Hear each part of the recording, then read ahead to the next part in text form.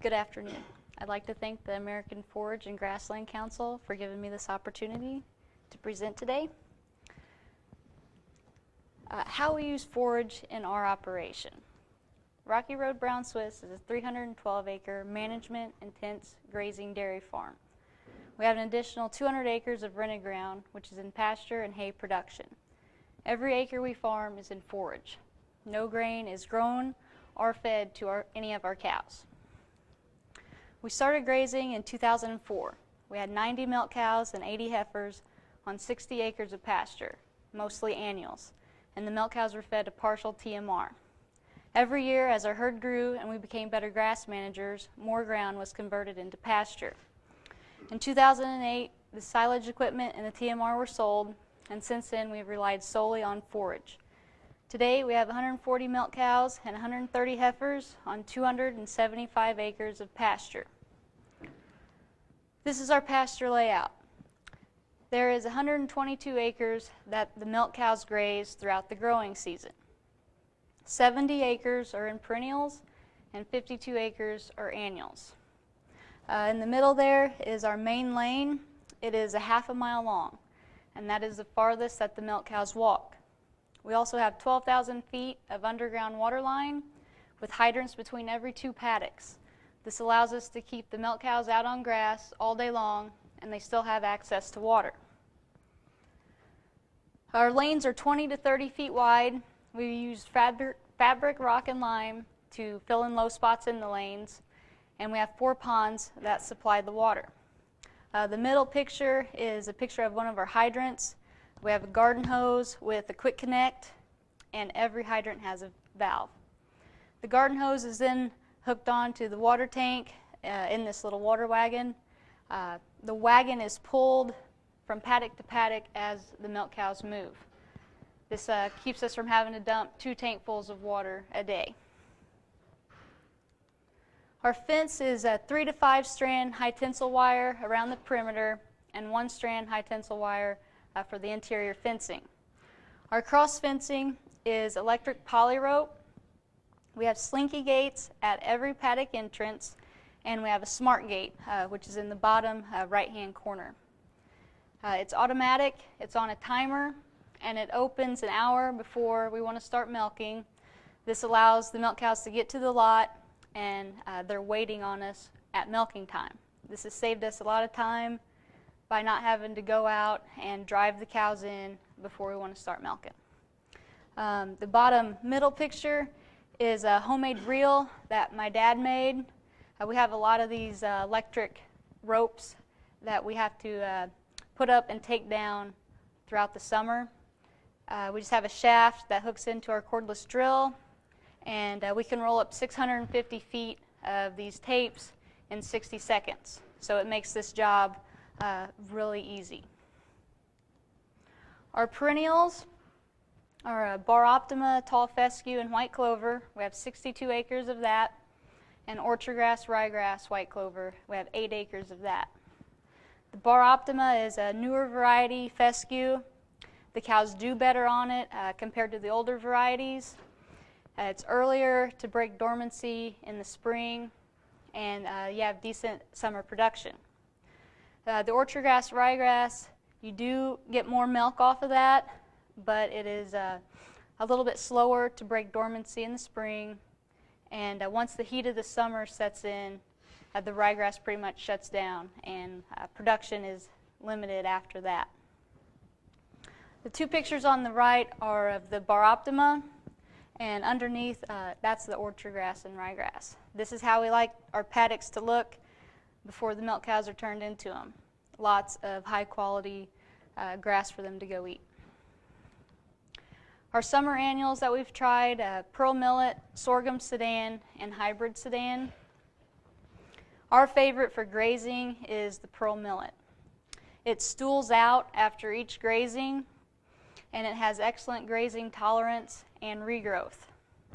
The sedan grasses, they cost more, and the stalk is a taller stalk, so the cows trample it a little bit easier than the pearl millet. Also, on the top right is pearl millet, underneath that is sorghum Sudan, and on the left is hybrid Sudan.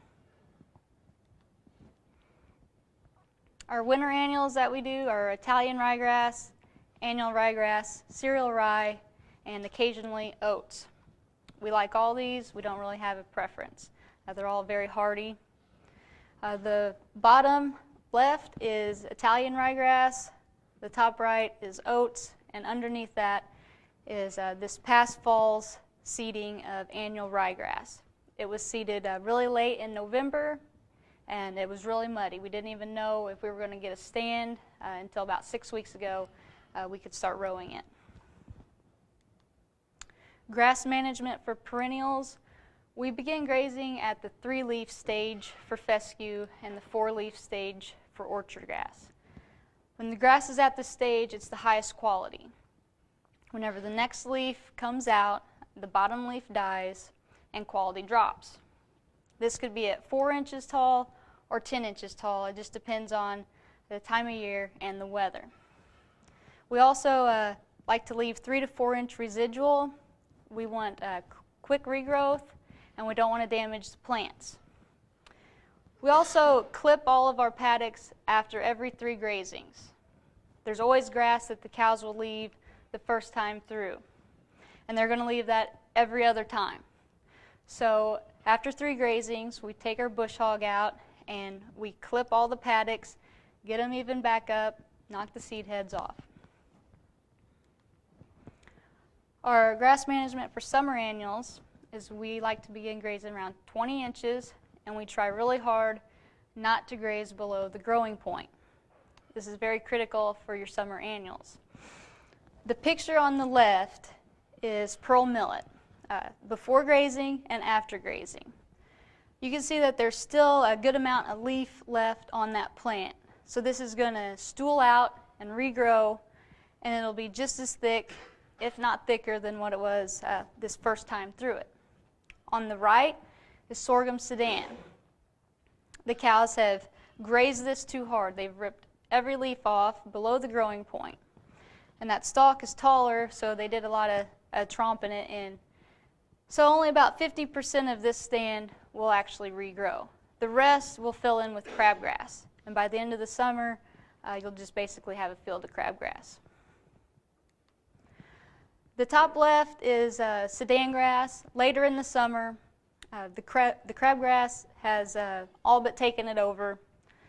And the top right is the last grazing of the Sudan grass this past September. There's hardly any Sudan grass left in this stand. The bottom left is pearl millet. It's starting to regrow. You can row it. There's still leaf left on that plant, and the crabgrass pressure is not as great as what it is in the Sudan grass stands. The bottom right, this picture was taken this past September, right before the last grazing of it. It's still a very good stand of pearl millet, and there's not much crabgrass in this stand. Both of the pictures on the right were taken at or right before the 7th grazing.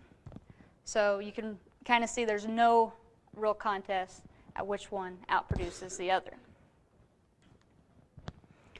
Our paddocks are 2 acres apiece for the milk cows. They're rotated every 12 hours. Our rotation is 15 to 20 days in the spring and 12 to 15 days in the summer and fall. This rotation is too short. I'd prefer it to be 20 to 25 days. Our heifer paddocks are 5 acres. They're rotated every 3 to 4 days, and their rotation is 15 to 30 days, depending on the time of year and where they're grazing at. In the summertime, the heifers will graze the perennial paddocks once the milk cows have moved on to annuals. And then at the end of the summer, we turn the heifers on the summer annual paddocks, and we let them eat it down to the ground. Because we come in and we drill our winter annual right into that stand. And that's what's in the bottom left. That's annual ryegrass drilled right in to the pearl millet stand at the end of the summer. Our grazing season is April through November. The bottom right is orchard grass and tall fescue. It's a new seeding. We're going to frost seed red clover in next month, and this will be a new hay field for us. We've been practicing hay in a day for 3 years. We have 200 acres that is just in hay production, so we feed a lot of hay throughout the winter. It's hard to get multiple days in a row where you don't get some sort of shower. So this allows us to kind of get a rotation going and get started on making our hay. All of our milk cow hay is put up this way, and all of first cutting is done this way. We mow and ted at the same time with one tractor around 9:30. We have a hitch that we fixed up on the tongue of the mower. And as you're mowing a swath over here, you're tedding the swath that was previously mowed right behind the tractor. This allows us to get 2 jobs done at once, and when you're done, there's no tractor tire across any of the field. All the hay is fluffed up. Also, if you're doing alfalfa, every leaf is still on that alfalfa plant.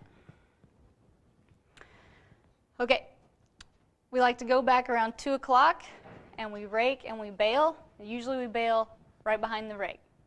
Later in the summer when it gets hotter, that gets bumped up to noon. We like to wrap the bales within 6 hours after they're baled, and we like our moisture to be 50 to 60%. The bottom left, that's about half of our hay supply. There's about 750 bales in that picture. We have an Anderson inline wrapper that we do all the wrapping with. Top right is orchard grass red clover hayfield, and underneath that is our tractor, tedder, and mower combination.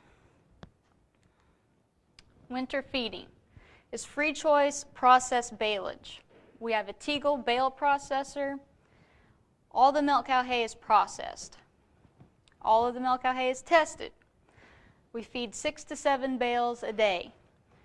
So we feed low quality hay with high quality hay, and we kind of alternate the bales as we're processing them. And we can kind of layer them in this lean-to that we have. We have a grapple bucket on our skid steer, and we go in there and we scoop it up, haul it out to these feeder wagons by skid steer bucketfuls. By having the processor and doing the hay this way, it allows us to better utilize the lower quality hay. It has also reduced our hay wastage by about 80%. We are in confinement during the winter. When November gets here, usually gets kind of wet, and we are out of grass. So we have the facilities, and we bring them in. We have a compost bedded pack barn that is bedded with corn stalks and stirred twice a day. In April, when we turn the cows out, the compost will be about 4 feet high. We continue to stir that once a week throughout the summer, and then we will haul that in about August. And it has composted down to only be about 8 inches deep. And this is excellent fertilizer for any hayfield or pasture because it's just real crumbly and it doesn't damage any of the grass. The benefits of grazing: it's less physical work. It is lower cost. We have dropped our per head per day feed costs from $6 a day down to less than $2 a day. Grass is cheap. Perennial grass is like 10 cents per head per day. Annual grass is like 18 to 20 cents per head per day. There is no more profitable way to milk cows than to graze them. You have improved herd health. We've reduced our vet bills from $20,000 a year on 90 head down to $7,000 a year on 140 head. You have exceptional internal growth. We've increased by 50 milk cows and 50 heifers just because of grazing. So you have surplus heifers to sell.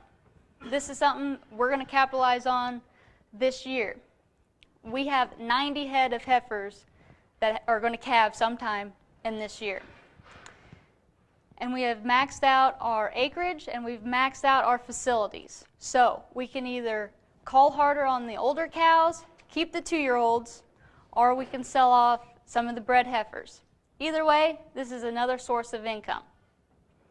It's enjoyable. It is something I do with my parents, and I look forward to taking my daughter out with me and teaching her about grazing, having her do stuff with me. There's things that we can do together. It's less physical work, so we can move tapes, move pastures. It's less stress than confinement dairying, and it's less dangerous than mechanical farming. This is a picture of tall fescue and white clover right before the milk cows are turned into it. This is how we like to see our paddocks. Lots of lush green grass, high quality, very few seed heads. These cows are going to go in here, they're going to harvest their own feed, and they're going to haul their own manure. I love my cows, and I love what I do, but I would not milk cows if it wasn't for grazing. Any questions? What's your herd average?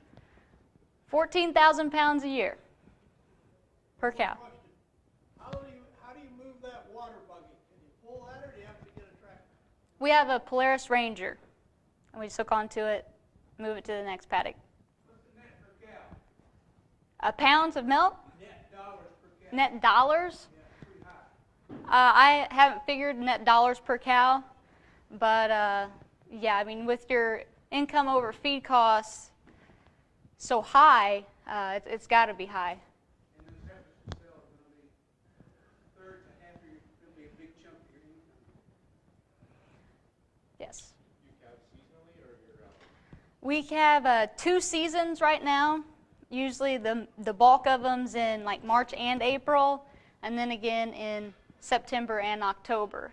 But we have so many heifers that we're going to actually calve them, like kind of stretch out our calving season so they don't get as big, because we kind of have a problem with them getting too big by the time we want to breed them to calve in those seasons. So we're going to stretch our calving season out. Well, we start breeding them where they'll calve at 2 years, but some of them don't get pregnant.